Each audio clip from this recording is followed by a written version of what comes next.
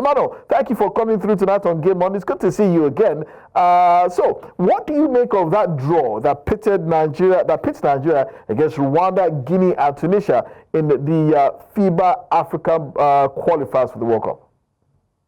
Well, good evening, guys. As tricky as these draws can be, Nigeria is placed alongside, like you mentioned, Tunisia, Guinea, and what's the name? Rwanda in that same group. Now, the only team that is highly placed over Nigeria in that group is Tunisia. Tunisia are ranked 4th in Africa, while Nigeria is ranked 6th in Africa. So I think on paper, you expect 3 people to qualify. Every group has 3 people to qualify from the group.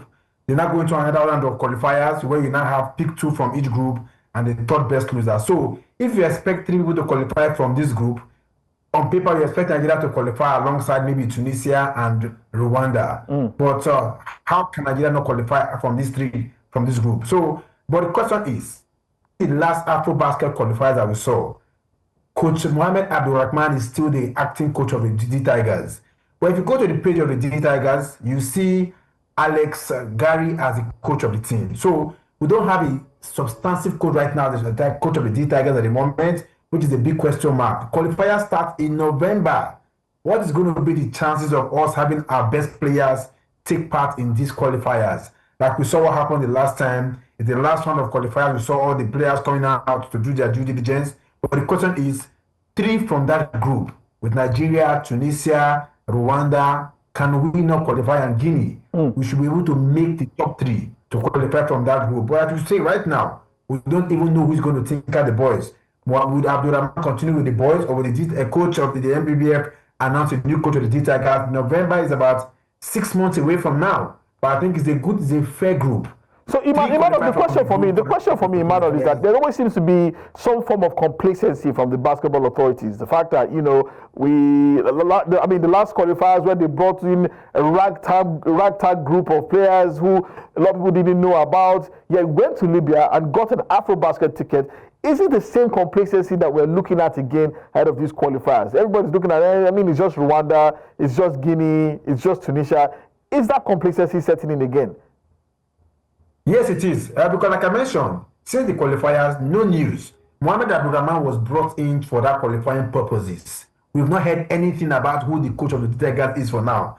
Go check the website of Nigeria's Tigers right now. You see Alan Gary as the coach of the team after Mike Brown left. Gary, from 2022 till present. Now, Abdulrahman is standing by the corner. Would they bring Ogoro Daudu, Rivers who passed a good run? Will they bring him there? We don't know. So the complacency is still there. Who are the players that are going to execute these qualifiers? We don't even know yet. The NBA season will be on, so it's most likely that we won't have players from the NBA. But Wally, you have any question for Emmanuel before we move on? Yeah, you just mentioned the NBA. We don't have much. I don't think we have a lot of Nigerian players involved in postseason, right? We're approaching the conference finals, and we're getting to the NBA final as well. So maybe that opens up. So maybe that opens up a bigger window for us to have the big guns, for the NBA, from the NBA, and maybe in Europe as well to come bolster this team. But I remember that the last round of internationals we played, you were here and you never gave that team a chance alongside me as well. And they put together a string of, I think, 3 wins. 3 straight wins. Back to back, and they surprised us. Don't you think that we should keep faith and stay with that squad? Yes, we can keep faith with the squad, Wally. But why are we not getting our best hands? Like you mentioned, the NBA these days don't have some of the best players anymore. We don't have them there. Chimezemi too now plays for FC Barcelona in Spain. What's his name? Jordan Nwora is now in Turkey these days playing his basketball. Who are the guys in the NBA? Ashua Precious, New York Knicks, Josh Okogie, Charlotte Hornets. Who else are the other guys in the NBA? A lot of them have even left. So the question is, why can't we get those guys? Because of a simple issue of the insurance of these players. Yeah, the NBA is actively on. The only time the NBA goes on a break will be February next year, the week for the All-Star break. For the Halloween and the Thanksgiving, it's not a long break. So how will these players be available? Even if the players have agreed to come, will the NBBF do their due diligence to assuring their teams that come these qualifiers, we'll be needing our players, we are going to put every insurance in place. Because if not, we'll go back to the last resort, gather the players together the last time. And how do they get goal from the onset to making sure that we get our results straight? Because like I said, 3 teams qualify from each group to the next round of 2 teams each. 2-2 qualify, and the third best team qualify to make it the 5 teams from Africa. This is going to be the biggest FIBA World Cup, 36 good teams in Doha, Qatar 2027. How can Nigeria not be there? 5 teams. So I think that's how you people said when we are talking about the FIFA World Cup. You said that it's 10 teams. I mean, 10 groups, 10 teams will be going from Africa. How can Nigeria not be at the FIFA World Cup in 2026? You don't see in our life now. And Emmanuel, to be fair, I think that if we take that River Super squad to play Rwanda, Tunisia, and Guinea, I think we've got a fair chance. Let's be very honest with ourselves. Let's be honest. That team was also boosted by other players. There's a South Sudanese, there's an American. We know that they are not completely Nigerians. Yeah, but we also had a couple of Nigerians that came from abroad and joined this team, right? Yes. The guy from Canada, what's his name again? I can't remember his name now. Yeah. But we had a couple of Nigerians also bolstered this squad. I think a River Super squad will easily, try to negotiate. This is the complacency I'm talking about. This belief that we are too good, we can pick up just any random 5 people on the streets and beat the rest of Africa. This is what has gotten us where we are now. But let's move on. Let's get to the NBA playoffs. I'm sure you've been keeping a tab on that, Emmanuel. And Tony is also in the US as well. I'm sure you've probably been keeping an eye on that as well. The Minnesota Timberwolves, they advanced to the NBA Western Conference Finals with a 121-110 win over the Golden State Warriors on Wednesday, sealing a 4-1 series victory. Now, Julius Randle scored 29 points. Anthony Edwards added 22 points, 12 assists, and 7 rebounds. While the Warriors were hampered by injuries to Stephen Curry and Jimmy Butler, and that also pretty much annihilated their playoff hopes. Well, Minnesota will play either the Denver Nuggets or the Oklahoma City Thunder in the conference finals. In the East, the Boston Celtics avoided elimination with a 127-102 win over the New York Knicks, and that means it's all to play for in the final game. So, Emmanuel, this Minnesota Timberwolves team has looked pretty good so far. The question is, can they make it to the finals proper? And in the East as well, it seems as if the Celtics are picking up some steam.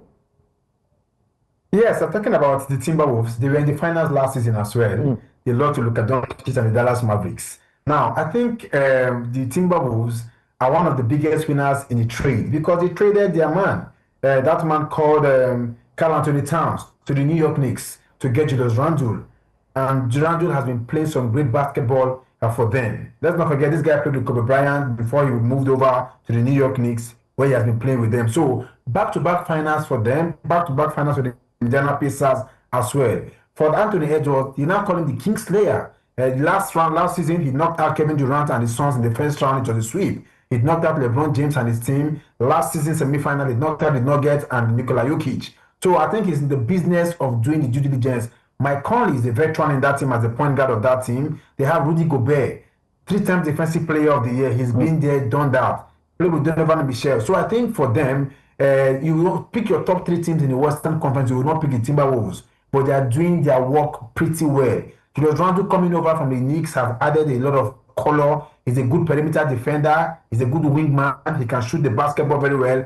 Coupled with Anthony Edwards, the day he has an off night, Julius Randle steps in very well. I'm not forgetting Naz Reid is also doing his work as well in that team. One of the most efficient 3-point shooters in the NBA, Dante DiVincenzo, was also in that trade that took Anthony Towns to the Knicks, that brought him to the team, but was on the bench of the team. Why for the Indiana Pacers? Like I was talking with Wale recently, people sleep on the team in the Indiana Pacers. The coach of the team is Rick. He led the NBA, his team to the championship in 2011, the Dallas Mavericks, with Dirk Nowitzki, Jason Kidd, to beat LeBron James and with Dwayne Wade and the rest of them in 2011. So I think he's a seasoned campaigner. Pascal Siakam has won the championship in 2019 as well with that man, Kawhi Leonard. So for me, yes, they may not have the big superstar players. People are blaming it on injury. But before that man got injured, talking about, what's the name? The team they knocked out in the round, the Cleveland Cavaliers, they've already won 2 of the games away from home. So I feel the NBA is one of the most competitive playoffs I've seen in recent times. For the Boston Celtics, I feel very sorry for them. They're on the brink of being knocked out, right? 3-2 because they required stepped up last night and Jaylen Brown. Can they stretch it to a game 7? We'll wait to see because the Knicks, the likes of Julius Randle, the likes of Jalen Brunson, we have to come up top. Anthony Towns, OG Anunoby, Josh Hart, can they close out this deal to make sure it doesn't get to a game 7 at the TD Garden? We will wait to see that. But Emmanuel Chibuzor, thank you so much for coming through. As always, your depth of basketball knowledge in the NBA is astounding. And I'm sure if we left it to you, probably be going on to the end of the show. So Emmanuel, thank you so much for coming through. Tony, don't worry, we'll get regular programming. We will continue after the break when we get to football.